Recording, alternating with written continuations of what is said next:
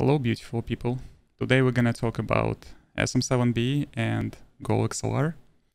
There are already many videos on the internet about this combination, but in my experience these suggestions didn't really work. My room is not well treated and I have a lot of echo and background noise and other stuff. So here's I'm gonna go through my settings and what I found the best.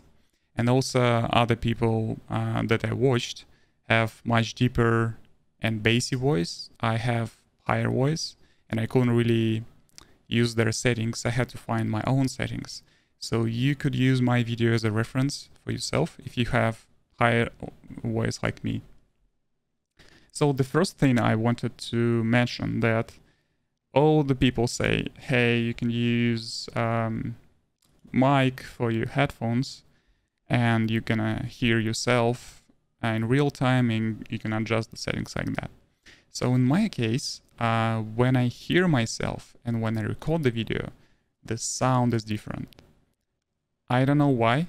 I don't know why people say that. Maybe in well-treated room it works different, but for me this setting was quite useless in terms of setting this up.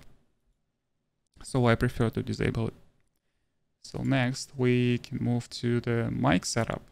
Here the most important settings of all is gain, and most of the people say, hey, SM7B is gain hungry, it needs at least 60 dB gain. So for me it wasn't the case. I have a lot of background noise coming and going. I have my window open, there is a lot of street noise like birds and all that stuff, and it's really distracting on the stream. So I also have a portable air conditioner which is really loud. So for me, I found out that moving the gain down to 50 dB works much better, and you can still hear me. It's not that I move it down and you cannot hear me anymore, right? So let me show you an example. If I turn on the air conditioner, come on.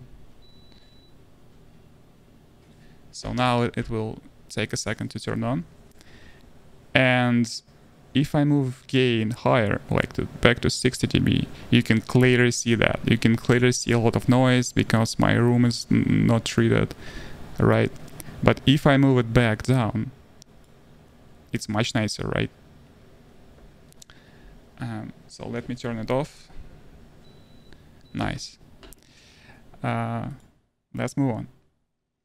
So the gain.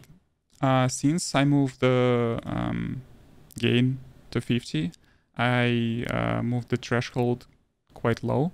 So for you it might be different. It's really personal settings, but I found this works the best for me. Attenuation, I still prefer keep it quite high, but not the full amount, because it gives me the better transitions. It takes 10% of the sound that going on in the background while I'm not talking. Attack, it's better to keep it at 10, otherwise it will chop the beginning of the words you say. Release, its amount of the amount of time it needs to close the gate when you stop talking. So it gives the better transitions when you talk and don't talk. Again, I'm not a sound expert. That's my just personal experience. I only stream games on Twitch, and that's what I found for me. So let's move into equalizer. Many videos I watched, people moving these dials up, but they have a really bassy voice. For me, that didn't work at all. So for me, moving this down worked the best. The very first one, that guy helped me to reduce some noise from AC and other distracting noises. It doesn't solve an issue, but it helps. 5 Hertz didn't give me much of a difference, so I just kept it like that just because I wanted. So for you it might work different than for me. So 1 kilohertz, that's called tremble. And in my opinion, everyone should move it down, because if I move it up, you can hear that the sound becomes really muddy and weird. So that's how I have it. Other frequencies that they affect the clarity, and I usually move them up, and I would personally recommend to do that.